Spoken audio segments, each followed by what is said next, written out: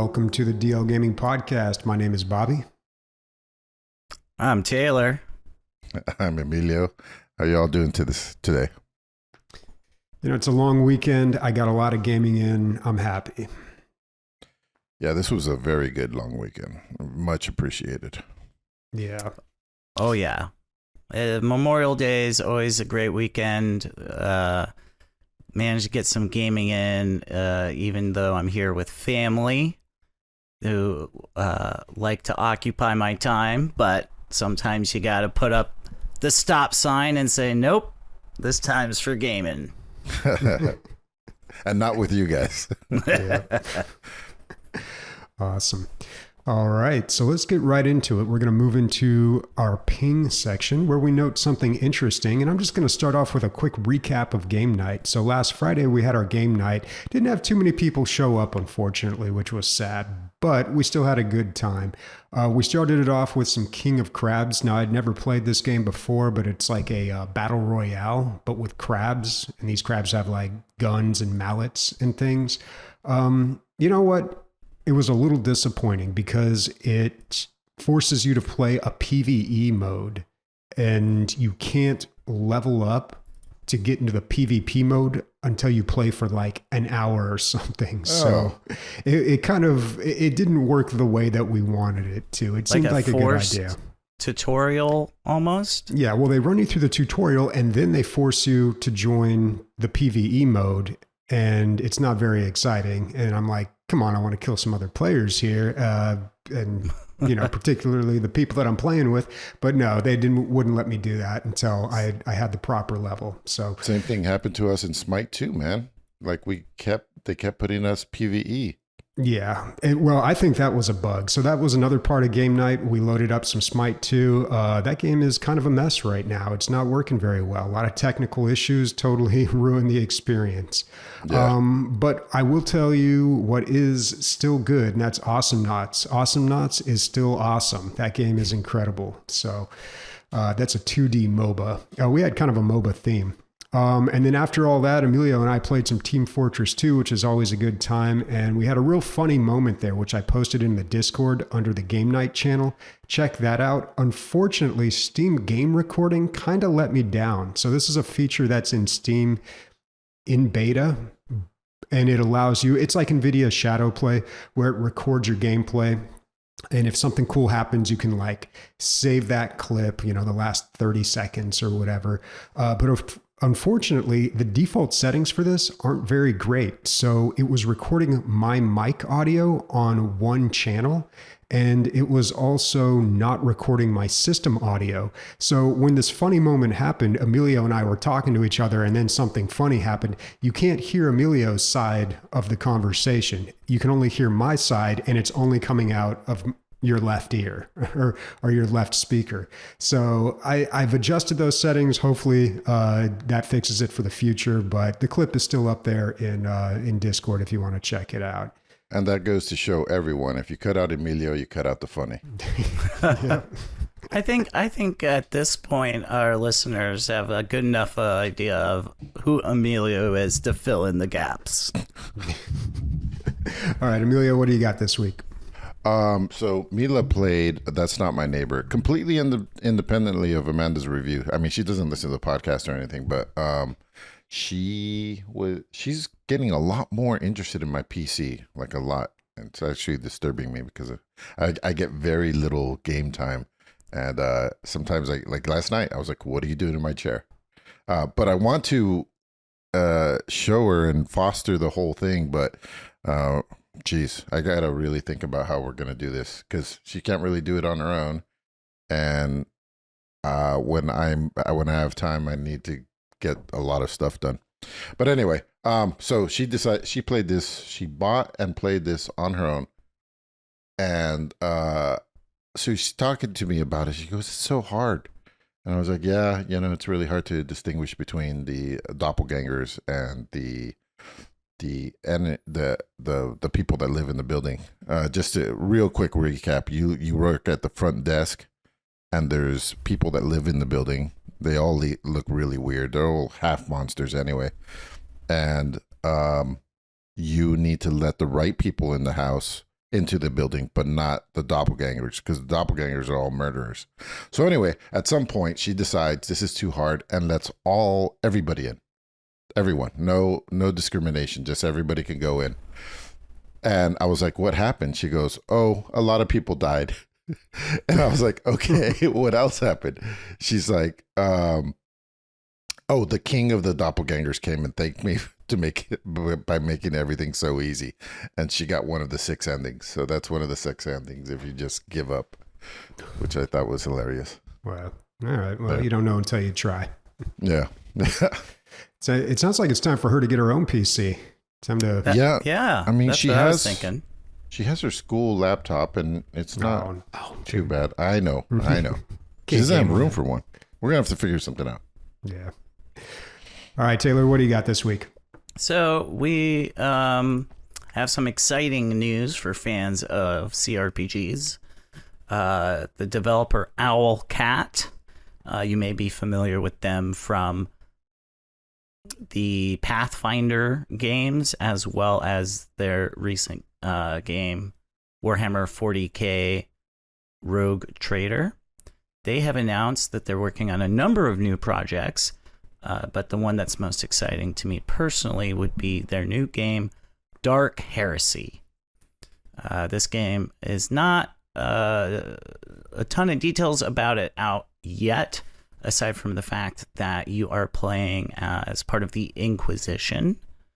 So more details to come, but seeing Owlcat work on more Warhammer 40K stuff is always exciting news, and I'm sure if Nick were here, he'd share my enthusiasm. Looks like turn-based tactics from what I can tell. Yeah, Owlcat focuses on turn-based combat more. They do real-time with pause gameplay, but turn-based is their specialty. Cool. Yeah. Keep it up. All right. So let's move right into highlights. These are the games that we have been playing this week. And I'll start it off with a big one here, Jedi Fallen Order. So I'm a little behind on this. I know the game came out in 2019. I'm getting around to hopefully finishing it just now, although this is the second time I've played this game. If for some reason you don't know what this game is, it is a third-person action-adventure game, and I would describe it as a softcore Souls-like. It really copies the Dark Souls formula, but it makes it super easy. Mm-hmm. And it's a single-campaign Star Wars game. I mean, this is what I've always been asking for, too. So I felt kind of bad not playing it, but I picked it up during that sale, the May 4th sale, with the intention to play it. And as of right now, I'm exactly at the point, or actually just beyond the point that I was at when I first played the game. I'm at the very end, or I just beat the 4th level, I think, on Kashyyyk. To give you an idea, I've got like 1 or 2 more levels to go, maybe a boss fight or 2. And I'm way better at the game this time. It's funny to play a game that you've played before and then to play it later and then just to be like, I don't know, maybe I got better at gaming. Maybe like my hardware's better, or like I was playing it on an old graphics card back in the day and I remember having frame rate issues, but somehow it's just a lot easier for me now. Or I just understand what the game wants me to do better and I'm a lot better at the fights, but I'm doing a lot better this time. What's interesting about this game, what's really unique about Jedi Fallen Order is 2 things. Number 1, you only have a lightsaber. And a lot of Star Wars games, I feel like they give you a bunch of guns and then maybe like level 5, you get the lightsaber when you're ready for it. You know, when you've earned that Jedi title, then you get the lightsaber. But this one right off the bat gives you the lightsaber and like, that's it. You get a couple force powers in the game, but the lightsaber is your only weapon. So it's kind of unique in that way, I think. I don't know. I'm thinking of a lot of the old first-person shooter Star Wars games. I can't remember if like Force Unleashed was like that too or not. But they don't even give you that many force powers either. And what's very cool is the lightsaber doubles as a flashlight. So you don't even need to equip that utility belt and like have another button for the flashlight. You just hold up the lightsaber. There you go. So where the game really excels is the combat mechanics. I think that's the best part about this. Sure, it's got like a long story to it, like a long in-depth story with like really good voice acting and mocap. And if you like that sort of thing, you'll probably enjoy this. Me, I found it a little annoying that like I load up the game and I got to spend like the first solid 5 to 7 minutes, like basically in an extended cutscene. I wanted to get like right into the action. But what I really enjoy about it is that combat, that pattern recognition and like blocking, evading, all that stuff I found really enjoyable.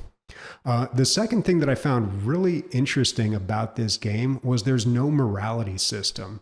Now, this is a controversial topic for some people. A lot of people will, like, you can go on YouTube and type in morality system video games, and people have all sorts of different takes on whether these are good or bad. But the fact is, this is something that is very popular in games. I mean, it's in Fallout, it's famously in BioShock. And if you don't know what a morality system is, it's you make decisions throughout the game. And it leads you down a path. Like you make decisions to become a bad guy or a good guy. What do they call it in Mass Effect? You're a renegade or a Paragon. Paragon, yeah. So Mass Effect has it, and it affects the story, and it can even affect your abilities and gameplay. And this is a very easy thing to do in a Star Wars game because you have the light side and the dark side. So the choices that you make decide whether you're going to be light or dark, and that affects what Jedi powers you have. It's too easy not to do in Star Wars games, so I understand why they do it. This game doesn't do it though, and I'm like, that's shocking that they didn't go down that path. Now, granted, I have not beat the game, so I don't know. Maybe there's something in the last level or two where I'm gonna have to make a tough decision, but I don't see it going in that direction. Like, there's nothing to indicate that's going to happen. So I don't really feel one way or the other about this, but I just think it's interesting that they made that decision.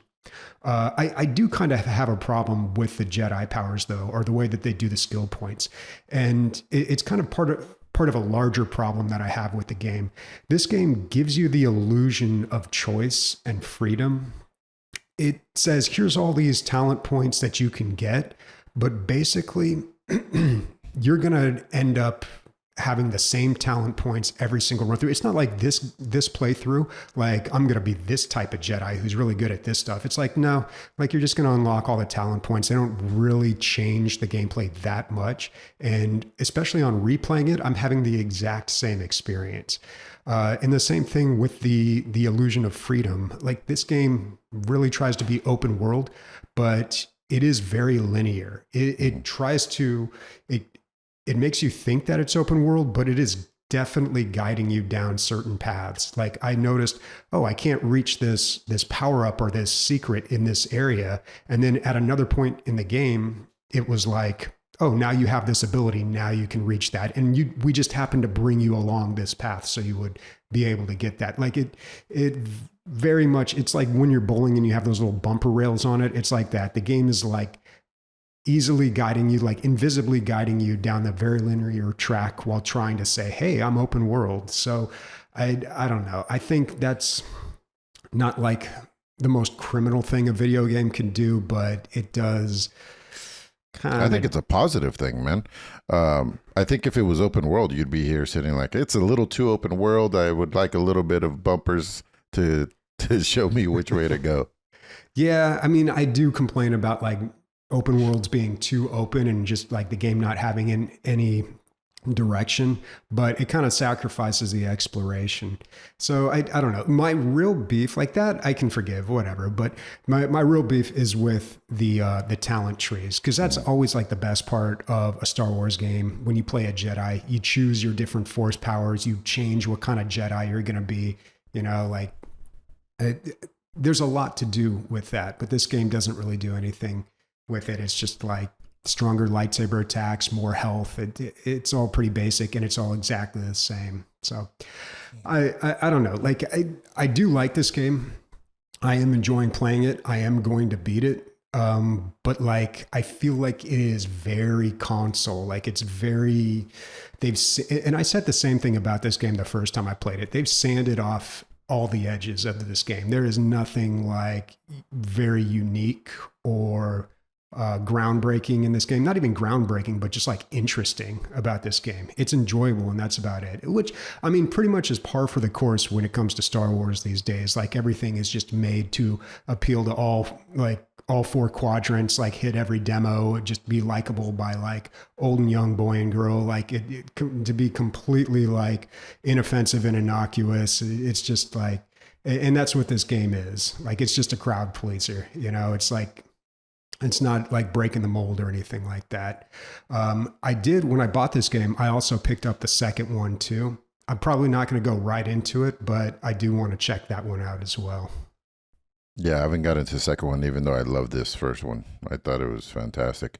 I think with the skill trees, Bobby, I think you can't get too far away when you're doing the Souls-like thing, right? Or it matters when and how you attack. I don't think you can get too crazy with your abilities because you're going to fuck up the sword play. Like, you know, if you give yourself lightning powers or something like that, then it becomes more of a action adventure and it gets away from the Souls-like. I think the Souls-like is really what that makes this thing special. And your powers are kind of like icing on the cake, but really you're going to kill everything with just regular sword strikes. Mm-hmm. Yeah. And I There's mean, definitely room though for talent trees to have abilities that aren't directly influencing combat. You know, things like traversal, giving yourself new ways to explore an environment. Aside from like, plus 5% lightsaber damage. Yeah, for sure. Well, even early on in the game, you get the upgrade to turn your lightsaber into a double-bladed lightsaber, and you can turn that on and off throughout the game, but typically that's going to be a choice in a game. Do you want the double-bladed lightsaber, or do you want to go with like dual wield, or do you want like two hands on one lightsaber and each have their advantages and disadvantages? But the game doesn't even allow you to make that choice. So have you got into the lightsaber customization? Like you could change the colors and the hilt and stuff like that? Yeah, it's all cosmetic. Yeah. Seems weird in a single player game, but I mean, it is. I mean, I do kind of do it. The poncho is what really throws me. It's like, I don't think any of the ponchos look good. They like, you don't see the figure at all. Like it is not very slimming. I don't know. They need to take the ponchos out of this game. There are some poncholess builds, if I remember right. I think there's like these, like, I don't know. Right? Isn't there? You can take the poncho off. I'm pretty sure. The poncho is just cosmetic. You gotta have ponchos in Star Wars, particularly for Jedi, because I mean that's the Western roots, right? That Lucas pulled from. Well, Luke had a poncho before he was a Jedi in the first Star Wars. If you watch some of like the behind the scenes stuff, like I remember I was watching the behind the scenes Star Wars thing, and they spent like 15 minutes talking about the poncho and like, oh, you could see on this take he had the poncho on, but then he switched it over here, and that's because this. And I'm like, what am I doing, dude? This is like the most, like, I'm so deep in the weeds of this. Like, this is what it's come to. But yeah, I don't know. I don't know why I guess they had to have some cosmetics, and you can even get like the deluxe edition, which gives you these even more options for the cosmetics, which I'm like, why? But you know, whatever. Why would I pay an extra $15 for cosmetics for a single player game? Yeah. But at the same time, this game, I picked it up on sale for like $5, which I mean is just absolutely the deal of a lifetime. So yeah, you know, I couldn't complain. Dude, it was like 2 years after it came out. I got it for $5. I couldn't believe it. Mm-hmm. I was like shocked. And loved it. It would have been, I remember saying it would have been in my game of the year had it come out that year. But the main focus here, if I'm hearing you correct, Bobby, is that is the sword play, or I guess in this case lightsaber play, when you're fighting these bosses in the Souls-like manner. I would say so. Yeah. I mean, that's like the core of the combat is, you know, I don't play a lot of Dark Souls games, but I've played enough to know that this is mimicking it heavily. So, you know, like learning those attack patterns, knowing when to block, when to parry, when to strike, like all those things, which is very satisfying. But at the end of the day, like, I don't know how amazing all that is, because it's all, anytime I see that in a game, I'm just like, well, this is just Mike Tyson's Punch Out. Once you learn the patterns, like, how to beat them, and then when you get like 2/3 of the way through a boss fight and they're low health, they switch it up. So it becomes a little challenging. But if once you see it, you're like, okay, now they're going to do this and this every time they attack, and then you just adjust for it. So like once you learn it, then you're good. But you know what? I'm having a good time, and it's been long enough since I played this last time that it feels like a new experience. So it doesn't feel like I'm having to replay things. Cool. With the open world that you say is almost like a bit of an illusion. I'm curious, does that mean that you go to various like sections of the world or places that you visit that are open that you can run around in with things to explore? Like, are there collectibles? Yeah, so the world isn't as big as, like, say, Grand Theft Auto or Fallout, where it's just, or Skyrim, where it's just this large expanse. Like, it is a little more limited than that. But on top of that, there are certain areas that you can't reach, and it's because you don't have the abilities. And then they bring you around back to that area at a later point in the game. You have to revisit the same locations, and you will have the ability then. I mean, that's a common thing a lot of video games do, but Metroidvanias. Yeah, and I think with the Dark Souls games, a big thing is you can really go anywhere you want. The only thing that's limiting you is your skill and your level. So, and those compensate for each other. So if you're very skilled, you don't need a higher level. If you're less skilled, you need a higher level. So you could walk up to like a boss, like right after starting up a game. And, if you're good enough, you can kill him, but that's probably not going to happen. This game has like a little bit of that, but not really. I don't know, but it's a good game. I feel like I'm nitpicking on that. For me, it's really just like, I want to build a specific kind of Jedi. I want more of, like, when it comes to the Jedi powers, I want more of like Knights of the Old Republic, like not the full on RPG experience, but at least as far as like picking talents, I want a little more in that area. So I don't know. I'm interested to see if the second game does anything different or if it's just more of the same. I don't know how well it was. I think the reviews were a little bit less. Oh, they were bad, good. But it had technical issues on release, I think. So it kind of got review bombed, if I'm remembering correctly. So yeah. And there might have been something with EA in there as well. That was like part of the reasoning behind it. It's always EA. It's always their fault. Yeah. Yeah. All right. I played something not nearly as deep and has not. It does very little, but it does it very well. So I played Shotgun Cop Man, and I actually beat this game because it's pretty short. I probably beat it in like less than 3 hours, I think. It's a 2D action platformer. I played the beta, so I'm going to say a lot of the stuff that I said when I played the beta, because once you play this for 5 minutes, it's pretty much the same as when you play it for 3 hours. Not a whole lot more is revealed. But that's not what it's trying to do. It's trying to make you have fun, and it is incredibly fun. And it is unique. So it's one of these 2D platformers that has instant respawn because it knows you're going to die a lot, like a Super Meat Boy or something like that. So it makes it a little less frustrating because by the time you're upset, you're already jumping again for the next go around. And not just that, this game will start you halfway through the level and have the enemies you already killed dead already. So you don't have to start from the very beginning. So that gives it a little more cushioning there.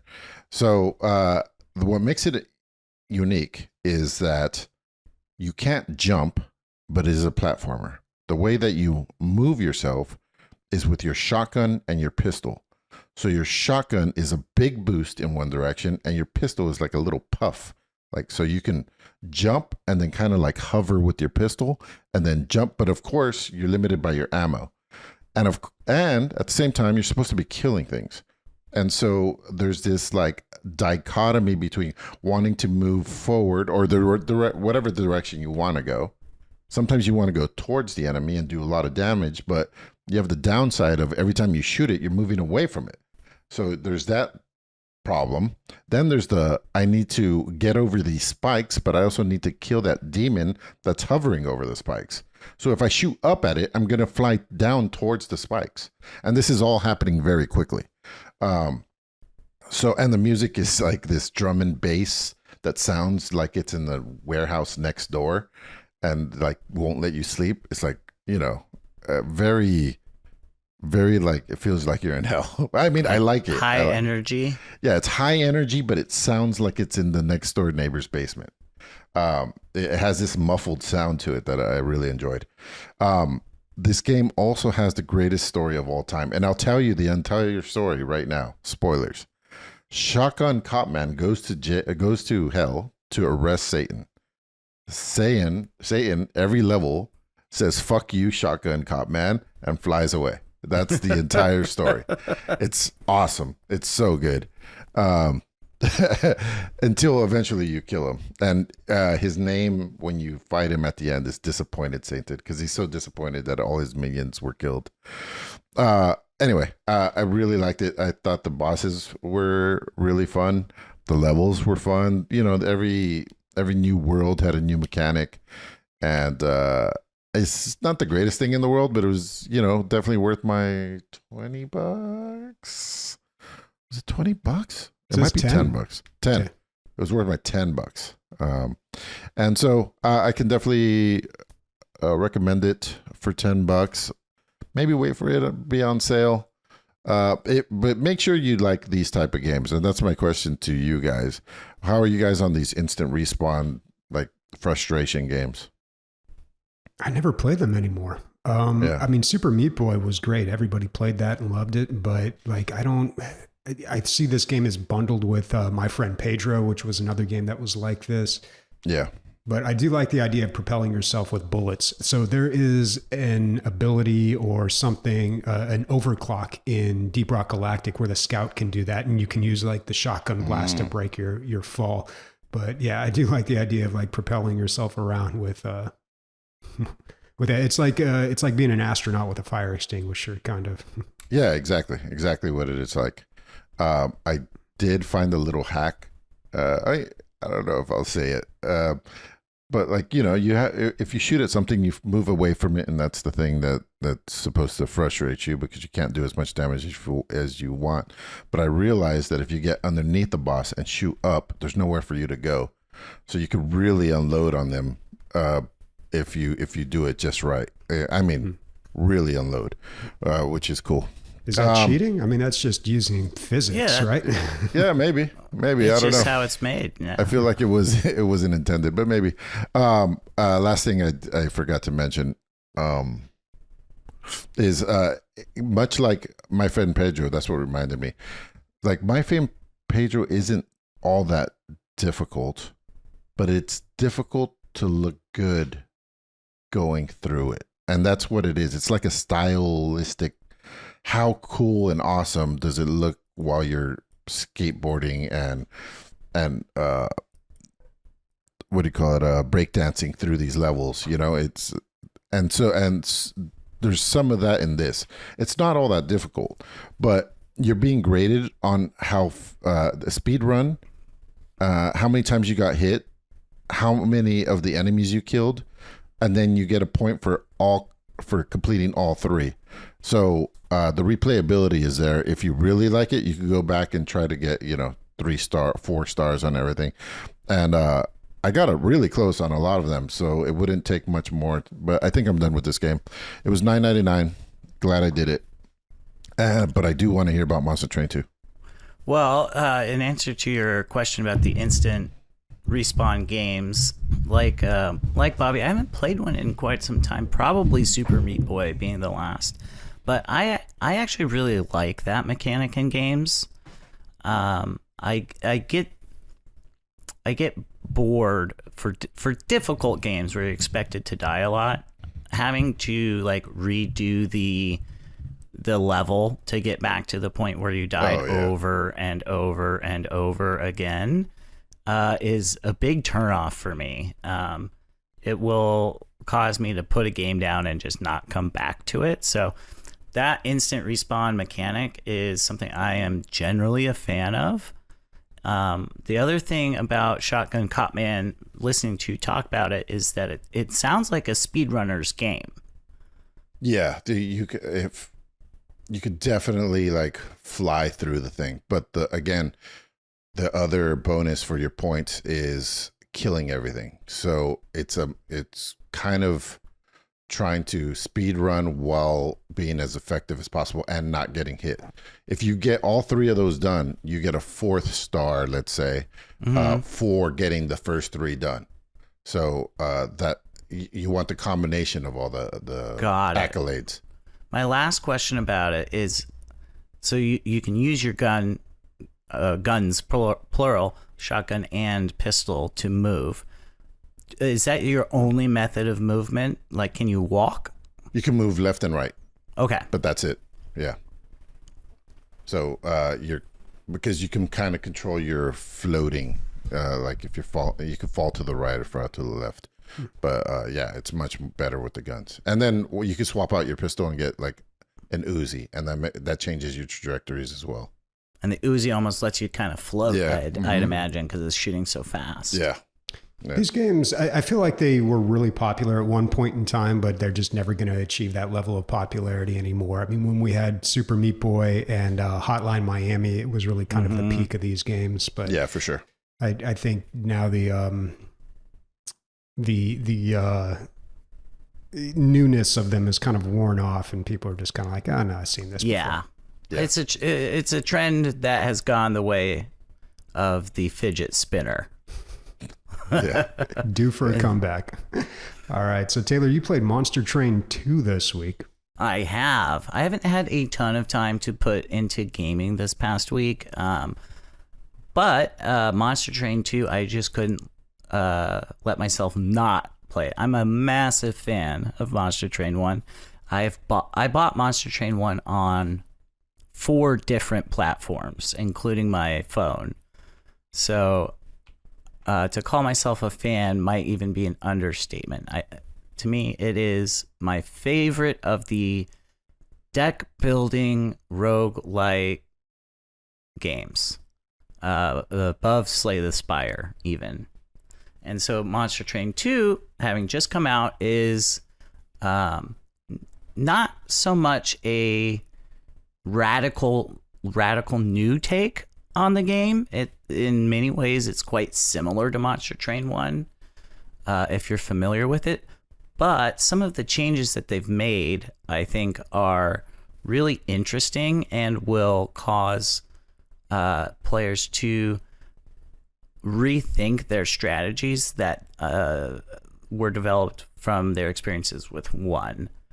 One of the initial, first things that that anyone would realize right away is that, of course, we have new factions, and one of these new factions is actually a former enemy from the first game. Cool. The Wingless, I think they're called. They are fallen angels who had their wings taken away. And one of the bosses from Monster Train 1, called Fel, F-E-L, is now a person that you can play as. So you can play with this Wingless faction, and the storyline of Monster Train 2 is one of those that kind of doesn't have there's no big exposition dump of, here's a cut scene where we're going to explain the story of this game to you. You get it in little bits and pieces and snippets. Similarly to the tutorial for this game is not necessarily super, what's the word? Comprehensive. It gets you just enough to know what you need to do, which I actually found pretty refreshing, because a lot of games these days, the tutorialization is just too much. Puts me off wanting to actually play the game if I spend an hour doing the tutorial. But some of the new changes to Monster Train 2 are new card types, such as equipment cards, which are cards that you can equip to one of your monsters. You're only allowed to equip one equipment to any particular monster, and they have various effects, that help. And then additionally, another kind of major change from Monster Train 1 is that they want to discourage some of the play style, like the optimal play style that people used in the first game, which was, generally speaking, to put all your monsters on the third floor and kind of pick one monster to buff up. Generally like your hero monster or some other monster where you just add like any type of buff you would just put onto that one. And so they have decided to make changes to kind of discourage that playstyle and encourage the player to spread out their monsters throughout the train more. And that is something I also really think is a good change, although I could see it being not super popular with some players of the previous game. But I'm curious to see how that shakes out in the reviews. I'm curious if that was your main strategy, Bobby, as well. Is that how you played? Or was that... I always put my hero on the first floor. I tended to buff up everything on the first floor, and I don't know. It depends on what the game gives you, because every run is different, and you have to kind of go in the direction of whatever cards are dealt your way. So sometimes I would just try to like buff up one hero, but I would always try to put like the most aggressive characters on the first floor. That's actually leads right into what I was going to talk about next, which is your initial hand in the first game. You would always draw your hero, and the rest of the cards in your first hand would be random from your deck. Now we have cards with banners on them, which are guaranteed to be a part of your first draw. And the cards with banners on them feed into that goal I was talking about in terms of encouraging the player to spread out their monsters more and not focus on either the first or the third floor. So now you get your hero and you get your banner cards in your first initial draw. And I have only managed to get in about, I'd say 2 or 3 runs, like full runs, and a number of fails. So I'm not super knowledgeable about all of the play styles and combos and stuff yet. But the other thing that Bobby actually just mentioned with aggressiveness is that these initial factions that you start with, you unlock factions as you play. As you as you accomplish successful runs, you will be able to unlock the other factions in the game. Initially, you just start with 2. And from what I'm seeing, these initial factions that you start with are much more aggro than they were in Monster Train 1. So in Monster Train 1, you had the Hellborn, I believe they were called, and the ones that I just call the Plant People. I'm sure they have a better name, but I always call them the Plant People. And they had more defensive focus in terms of building up armor and having regrowth and the ability to heal or life steal. So far in my experience, both of the initial factions are less focused on keeping your monsters alive and more focused on dealing damage and being and having an aggressive play style. I wonder if that's to make it a little more accessible, because it's a little easier to understand attack than it is to defensively win, I feel like. I think that's part of it. I think part of it is the them wanting to change up that strategy of kind of turtling on one floor. Yeah. You are really upset about this. Well, all of that's going to change depending on what faction you choose. So there was a faction in the first game, the one that I liked the most. I can't remember the name of them, but they looked like blue candles, and they were meant to die. The waxing. Yeah, is that faction. What they were? The waxing faction? Yeah, so they got lots of bonuses when they died, and then they could come back even stronger. And I really enjoyed that one. So I think as we unlock more factions and mix and match them, the strategies of the game are going to change drastically. Yeah, like you'll probably be unlocking more monsters for each faction tag, and that might change the strategy of the faction itself. For sure, yeah. Yeah. Like I said, I haven't put a ton of time into it yet, so I haven't unlocked it too much. How? What are the ones that lost their wings called? The Fel? Fel is the boss of the Wingless. I think they're just called the Wingless. Oh, I just looked it up. The reason they lost their wings is every time EA sells an in-game cosmetic, they lose their wings. So that's how they ended up with no wings.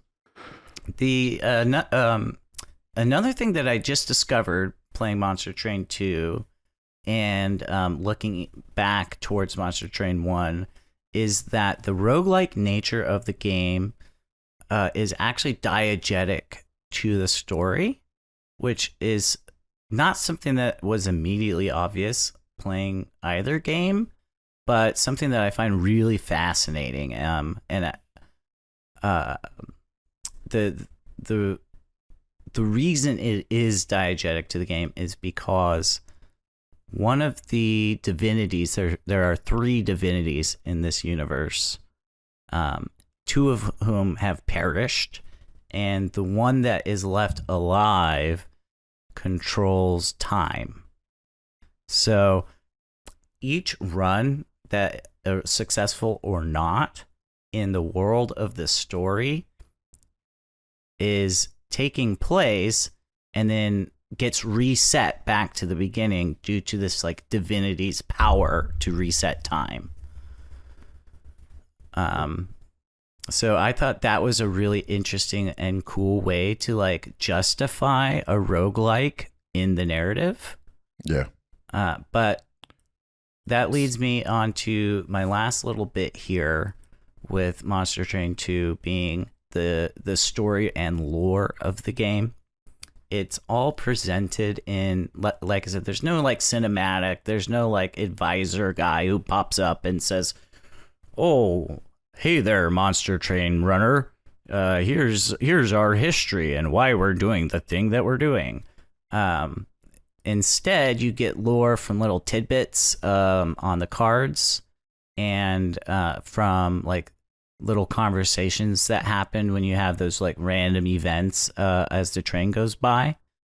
And so I was curious to you, or I want to pose the question to both of you and our listeners at home, if you enjoy that method of storytelling, like similar to like Risk of Rain 2, where you get all of the story and lore from like little bits and pieces here and there that you find.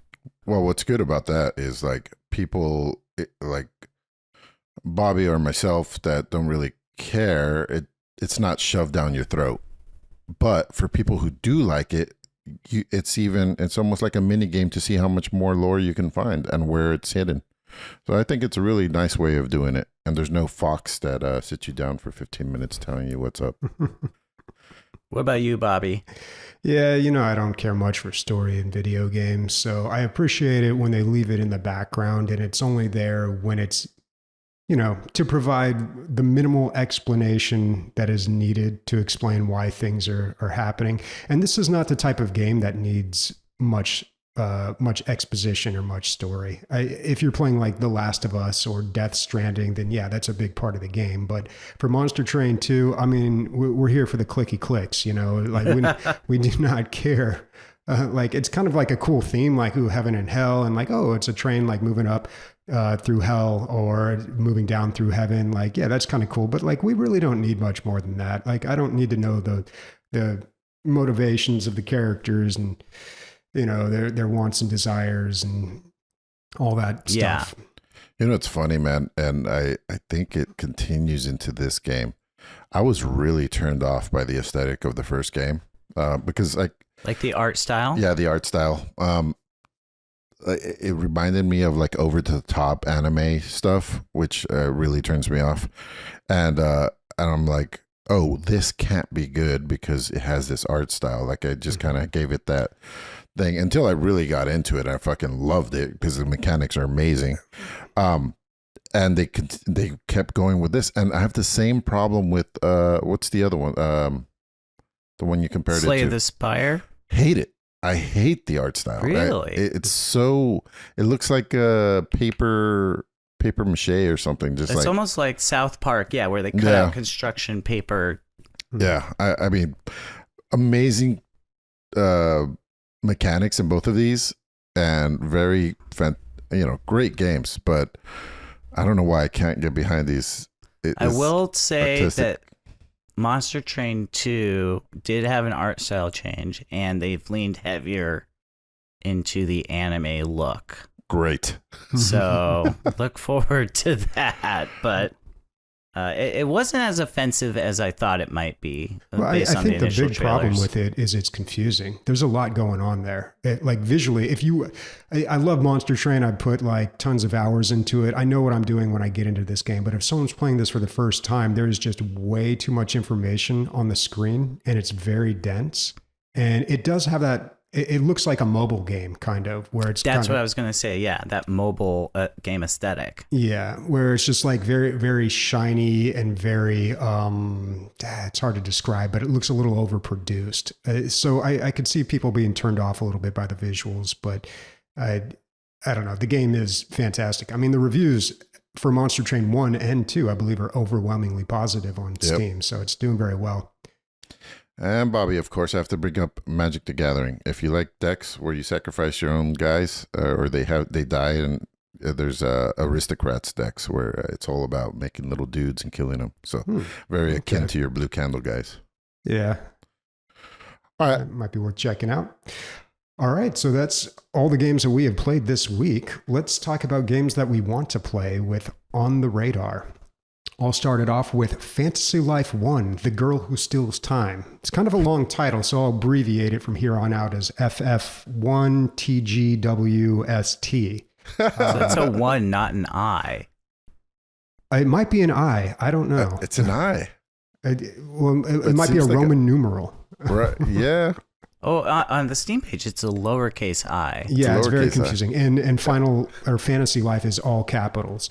So you can tell right off the bat it's a Japanese game because the capitalization is way off.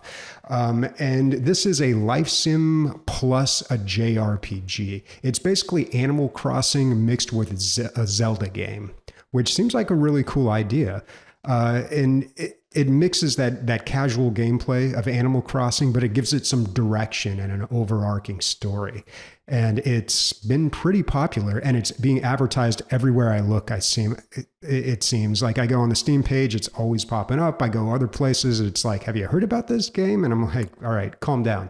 But it's promoted on Reddit constantly. Yeah, they're pushing it hard. And, I looked at the Steam page and I'm like, it doesn't have that many reviews. But then I realized, it's a Nintendo game. This is probably blowing up big time on the Switch. But because it's a Nintendo game, it's probably, geared more towards that audience, which may not be too appealing for a PC gamer. So to describe the game, I mean, it's got a very interesting concept here, and I do love some casual games, although Animal Crossing is a little too casual for me. So maybe like this one looks like it might address some of the issues that I have with that. It gives you 14 different lives, which are just like professions, basically, that you can switch between. And, the usual ones, ones, fishing, cooking, and there's even combat ones as well. So you can level up and progress in different ways.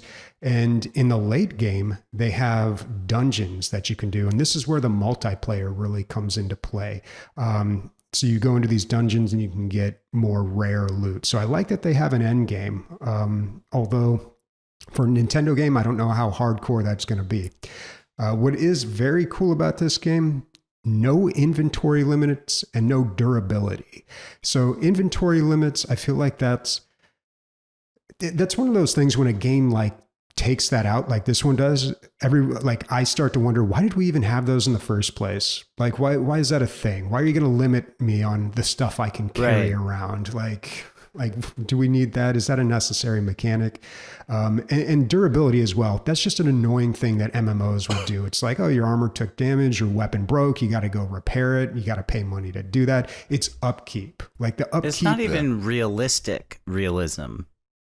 Yeah, and it's a video game. I don't care about realism, but yeah, I don't know. It's like something that I think got popular with WoW, and then we put that in every game, and I hate that upkeep stuff in video games these days. I'm like, let's get to the fun part here, like I'm on board with the durability. I don't think we need it at all, but working towards when you find the 8-slot backpack and you had a 4-slot backpack, you feel damn good, especially if you made it yourself. It's like just another thing to work towards, and you can see you can see and use the utility right away, and it feels satisfying. It's just like another thing to work towards that's not leveling up. Yeah, but there was a gameplay reason for that in WoW that was justified versus, like Bobby's saying, most games these days just do it because it's arbitrary. Yeah. Well, and then you look at the Old Republic, Star Wars: The Old Republic, where it's like, well, if you get the free version of the game, then you can only carry around this much stuff. But if you pay, then you can carry around more stuff, which seems pretty gross. But thanks, EA. Path of Exile as well makes their money off of selling. But I mean, they got to make it somehow. Yeah. But, a lot of times like inventory slots, they could be tied to other parts of the game. I'm thinking of, I think it was called Mega Loot. What were those games that I got really into like a couple months ago? The inventory management. The inventory management ones. Yeah, exactly. So, that's a core mechanic in the game. Like, yeah, you have to have inventory limitations for a game like that to work. But in a lot of these other games, especially a casual game like this, does Animal Crossing have inventory limits? Probably. Yeah. Oh yeah. Big time. And it's a big problem too. I gotta push back a little bit, I guess, because I like the suffering of like playing Skyrim, and I was like, I'm carrying entirely too much cheese, and so like I'm walking really slow. I'm like, well, it makes sense, and then it limits you from like getting too rich too quick, I guess, and carrying 57 rusty swords to take back to the thing. Plus, it's completely unrealistic. So I kind of like the weight limits on all the Bethesda games. I'm glad. Do you like them in other games though? Like, and Bobby too, like inventory weight. Yeah, that's another thing they do. You get the barbarian or soldier character who can carry more weight, and that's a mechanic. Yeah, they tie it into a lot of different mechanics, and if you take that out, then it breaks other parts of the game. But I just think, like, as a concept, maybe we need to work. I don't like restrictions. I don't like to be told how much I can carry around in a game. I want to, and I don't know. I used to be one of these people, but I'm not anymore. Like when I used to play Skyrim, I would pick up everything. And then when I'd find new stuff, I'd be like, okay, the ragged cloth can go, the broken plate can go, and that'll make room for the sandwich and the bread loaf. Yeah. And now I'm just kind of like, who cares? But yeah, so I don't know. This game looks good, but I was more excited about it until I learned it was a Nintendo on Nintendo Switch. And I was like, it's probably a little too on the casual side, but it does seem to be very popular and people are liking it a lot. So it has combat, man. It does have combat and late game dungeons. So yeah, there you go. So, and it has online co-op. So check it out. FFITGWST. Oh, that one. So Bloodshed is what I'm going to talk about. And I actually played it for like 9 minutes before this. I don't know why the link's not working. But anyway, I can describe it for you. It's a boomer shooter. It looks like I don't know, Quake 3 or something. And it is a mix of genres. So it's a survivor's like. It's a survivor's like roguelike first person shooter. So think Vampire Survivors, but it's first person. So you don't click to shoot, you shoot automatically. And so you have cooldowns between your shots. And so you have to, that's kind of a mechanic. It's not, I get it, it feels like it's a bug or something that would make the game worse, but really it puts timing into the whole thing as opposed to aiming and shooting in a different way. It's just a different way of killing things, and it's refreshing, especially in a game like this. Also, there are tasks that you want to complete. It's not just survive for 15 minutes.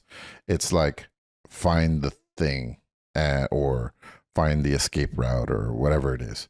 And so you're kind of, it's forcing you to explore, but that's also counteracted with the XP baubles falling at the feet of the enemies, which I've always liked in these games, which means you have to go forward, but you know that boomer shooters like to make you pedal back and strafe. So maybe you do a big circle. Whatever you do, you got to figure out how you're going to get those bubbles.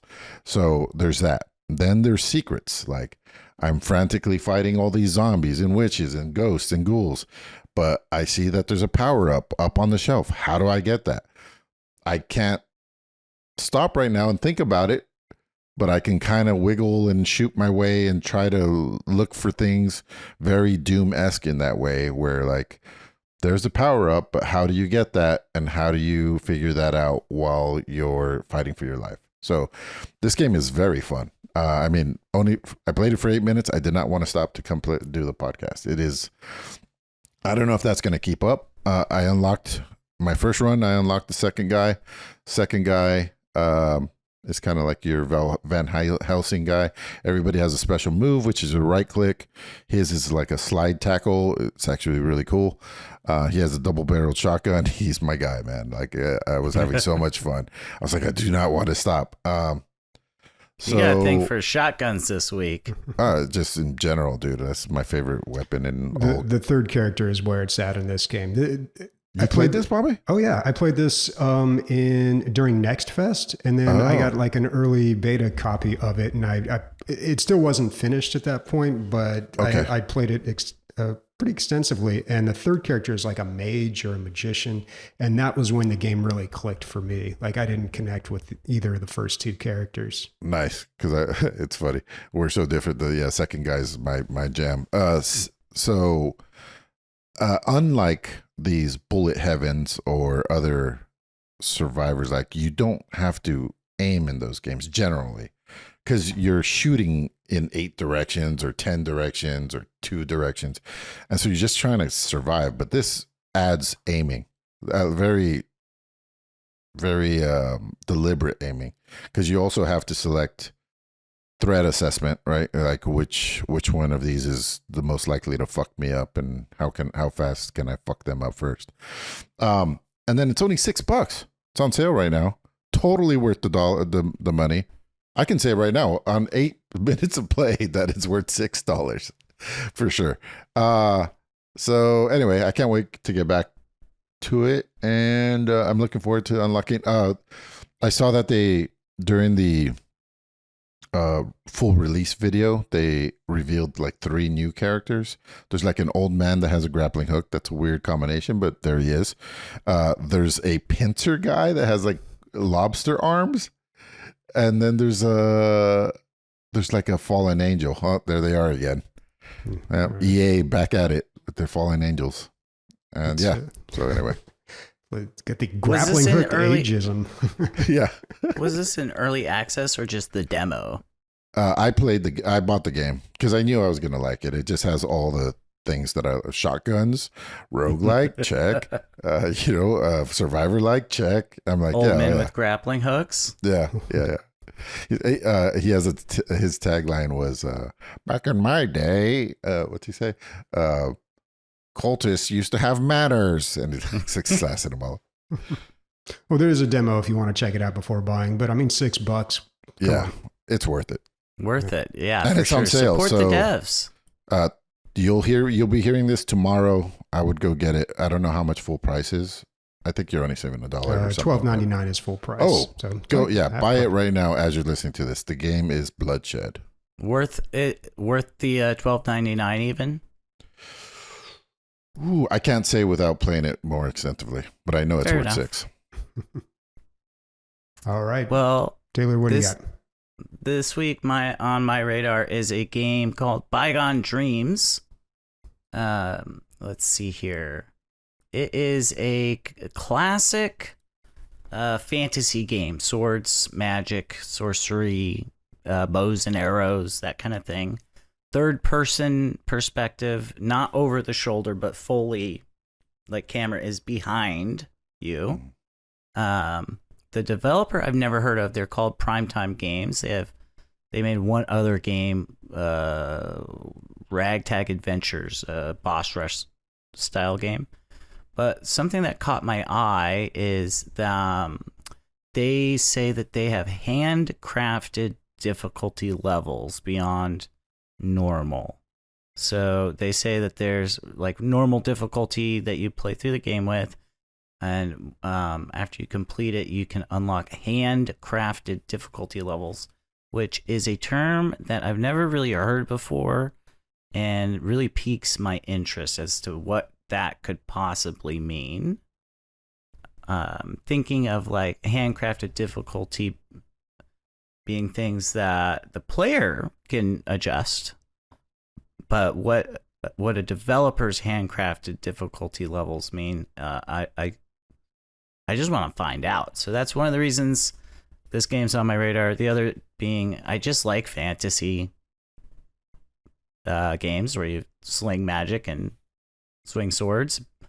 But one of the things about it is primarily, so it's an action RPG, like I said, and everything I've seen about it so far is makes it look very traditional, very kind of what you would expect from a third-person fantasy RPG, action RPG game. And so I think there's a part of me that's pinning hope onto this that maybe it doesn't deserve, but I'm getting that vibe. I want to see a new take on this genre, and I want to see a new action RPG game that does something different, new, exciting. And just that one little term they put on their Steam page about handcrafted difficulty levels was enough to get my imagination running and add it to my wish list. So I don't have a ton to talk about it, or to talk about this game in particular. It's kind of just was more a venue for me to put it out there and say, please make a cool action RPG game that's different. Yeah. It's funny because I brought this up last week with Doom Eternal or Doom Dark Ages, where I was like, there's way too many options in the difficulty settings. And I'm like, there's 6 difficulty settings, and then there's 20 different slide bars within each difficulty. And I'm like, way too much. And then you're like, I can't wait till I have something where I could dial in my difficulty level. Well, the difference being, and I may totally misunderstand what they mean, but the difference being that with Doom, you are the one handcrafting the difficulty level, and I agree that's overwhelming. 20 options under 6 other options, that's too much. There might be some hyperbole there, but I think it is. I think it's something like that. I like the idea that the developer is the one handcrafting the difficulty level. That'd be sick, dude. If let's say your imagination is running the correct way, or the way that mine is working.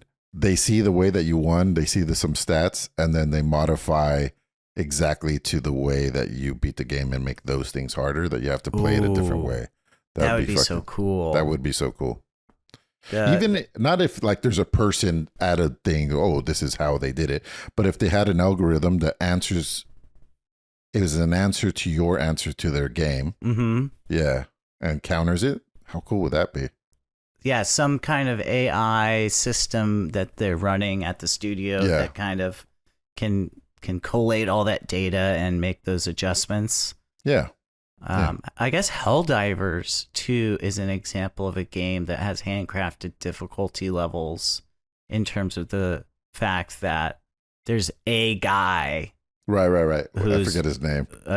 Joel, I think it is. It's something like that. Yeah. Anyway, Gary. He's the one who like sets up all the missions that everyone has to complete and like decides what planets are invaded. Yeah, he plays the strategic part of the enemy factions and where they're going to attack and almost like a dungeon master in D&D. Yeah. But pretty interesting. I don't know. I just want to see that happen in a action RPG fantasy game. Yep.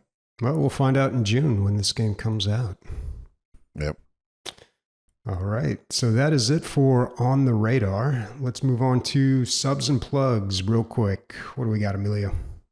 Recycled 81 goddamn months. I'm not good at math, but I don't think I'm 81 months years old. That's a lot of time. So thank you so much. Keep it up. It's awesome. And as I always point out, he's been subscribing since we first started streaming on Twitch. So we have been streaming on Twitch for 81 months. Yep. That's 6 3/4 years. Wow. Yeah. Wow. All right. Time for listener questions. We got a few here. First one coming from Warconius. I really liked both Reach and Fallen Order and think that they are both good examples of very solid gameplay paired with a story that's worth paying attention to. They also do a great job of pulling you into their worlds, but in totally different ways. What do you think it is that makes them so immersive? Is it the story, the atmosphere, the gameplay, or is it something else that really hooks you? What is Reach? Halo Reach. Oh, Halo Reach. Yeah. I haven't played it, so I can't speak on that. But Fallen Order, it was definitely the voice acting. I thought it was incredible. It's so good, and the world building, like you said, Bobby, it makes you feel like you're in this giant galaxy because you take a spaceship and you go to this other place, but really you're in a small little jungle gym on each planet. But the illusion was enough to, if you allow it, to make you think that you're actually going to these different. If you believe. Yeah. If you believe. A jungle gym is a good way to describe those levels. Yeah. Halo Reach. So I feel like a lot of Halo Reach was like the last Bungie game. It was like way down the line as far as Halo games were released. It takes place before the other Halo games, but it was released after them. So I think a lot of people played it and they experienced it like a prequel. So I think that did a lot of the heavy lifting as far as the story goes. If you were like me and you played Halo Reach and that was the first Halo game you've ever played, like the first campaign, not quite as effective, but when you have that history going into it, then it's a little more meaningful. Fallen Order, I mean, they just spent the time. They put a lot of time into the voice acting, the motion capturing. The person who plays the main character, the real person looks like he does in the video game. Like he took on that role, and it's more like a movie role. And they spend a lot of time in the game, just in cinematics and storytelling. So when you put the effort and you take the time, like you get better results with that. It's not just voice acting. They embody the character through motion capture or... Mm-hmm. And that's becoming more common these days too. Like with these AAA games, that's almost the standard these days. A shout out to Rebel Fighter number 14. She's just like, I think on Kashyyyk, she's just standing outside at attention, and you go up and talk to her, and she talks about like how she's shook about whether or not the rebellion is going to win, and she's worried about her kids at home, and it just kind of, it's just a trick on putting you in this universe. And it just really, I was like, I talked about it last time when the first time I played this. I was like, man, she really nailed it. This random little, somebody you might have just ever walked by and never talked to. Totally miss it. Yeah, absolutely. I think what really works for these two examples and games in general, in terms of like pulling you in, making them feel so immersive, is not the gameplay and not necessarily the graphics, but I think it's the expression of humanity that they put in. So voice acting is a great way of that, you know. In Reach, the voice acting is really good. Fallen Order, really good. But I think it's what pulls people in is a human connection of some type. Absolutely. Okay. All right. Next question is from J. Beck Quest. Have any of you podcasters ever been into a browser-based game? Some examples from back in the day are Neopets and Bootleggers. A more recent example is Sim Companies. Ooh, the what is the one with the worms? Do they blow each other up? What is Worms. That? Worms. There you go. That was a browser-based game? I don't think There that was was- browser-based. It was very similar. I played some sort of like missile launching game that had the same mechanics as Worms. But yeah. Other than that, isn't Twitch.io? Or is that all? The Worm one? Yeah, I've played a bunch of games on there as Oh, well. Well, those .io games. And itch.io has a ton of ones you can play in browser. Yeah, that kids are always playing in the computer lab and teachers are trying to blog. Yeah, I don't care for those games. I'll tell you one browser-based game I really got into back in the day. It was called The Last Stand. If you saw it, you'd probably recognize it. You played a character that was behind these barracks on the right side of the screen, and zombies would run at you from the left side of the screen. And between rounds, you would search for survivors, repair the barracks, or search for weapons. So you'd slowly upgrade. And then you'd play the next round. Zombies would run at you. You'd shoot at them. It was pretty basic, but this was like mid 2000s or late 2000s. And for a browser-based Flash game, it was pretty incredible.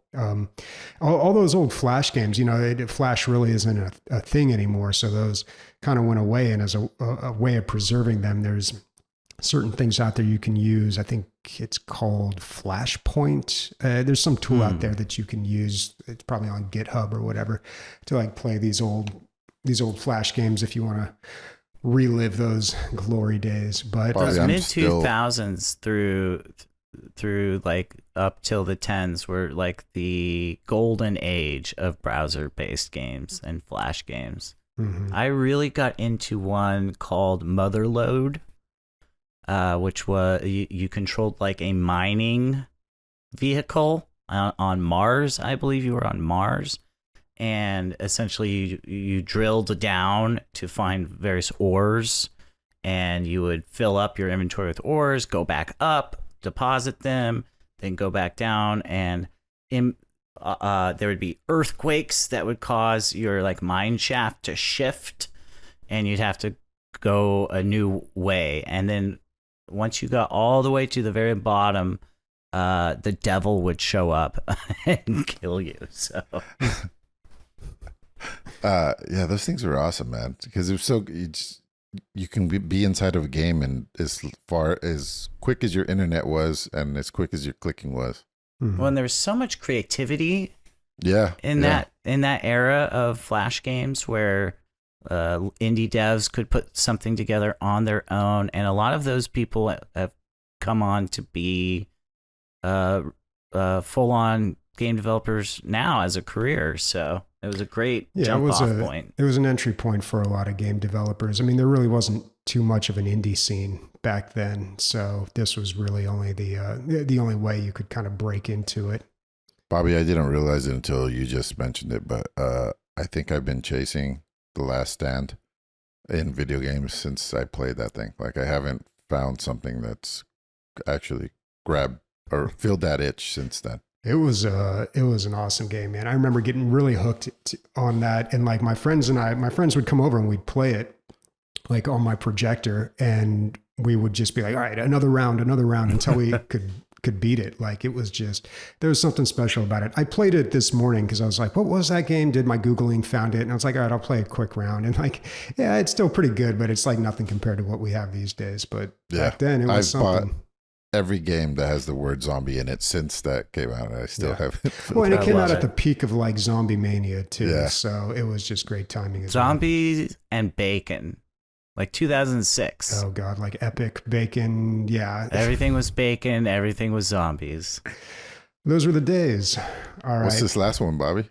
Last one just from Taylor. It just says press F for Christian. Yep. Last week, Christian managed to be so confidently incorrect about pressing F to pay respects in Call of Duty that I wanted to set the record straight this week, partially for his own benefit, because I'm pretty sure he may have angered fans of the two most popular FPS franchises, Halo and Call of Duty. So press F for Christian.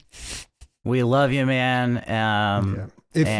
Well, we should explain for anyone who didn't listen last week. Last week, I was talking about that pivotal moment in a Call of Duty game where you press F to pay respects, and Christian was very adamantly saying that no, that was from Halo. And Halo I think, 2. Yeah, and I don't know if we need to set the record straight on that. I think everybody on the planet except Christian knows that. So, yeah. Rare is the opportunity that Christian is wrong about something, and I get the chance to point it out and make fun of him. So okay. You're trying to can't even fight back right now. Yeah, he's not even here to defend himself. Beautiful. Even better. Okay, what's everybody playing next week? Bloodshed. Bloodshed, Doom, Dark Ages. It's pretty much the same game divided by 40 years of technology. And like millions of dollars in budget. Yeah. I'm going to be playing, I'm also going to be playing Doom, more Monster Train, because it's so addictive. I want it on my iPhone. And I'm going to look into starting, Rogue Trader, the Owlcat game, to see what that game's like in preparation for their new one that I talked about in pinging this. All right. And a longtime listener of the show, JP Diddy, gifted me Monster Train 2. Thank you very much. So I will definitely be playing that game and talking about it next week. Nice. Taylor, you mentioned you're going to be working on a deck and you're going to use my store. It's at TCG. Look up Loco Game Store, like Crazy Game Store with Spanish. And would you say I have 75 pages of cards, something like that? It's still minor, but 75 pages on here. It's tcgplayer.com is the place to find it. And it's called, like you said, Loco Game Store. Emilio has a ton of cards on here. I'm currently building a new commander deck, and his prices are really good. So if you're a fan of Magic and you're looking for cards, check out Emilio's store. I am not being paid by Emilio to promote this. In cards. But like just even as I'm browsing it now, like I'm looking, there's a card on here, market price 65 cents. Emilio's price 61 cents. Boom. So there it is. I mean, he's pricing his cards really competitively, and honestly, support the guy. He's got mouths to feed. I do. Several. All right. Speaking for Bobby, Taylor, and myself, that would be magical titties, everyone. Goodbye. Bye. I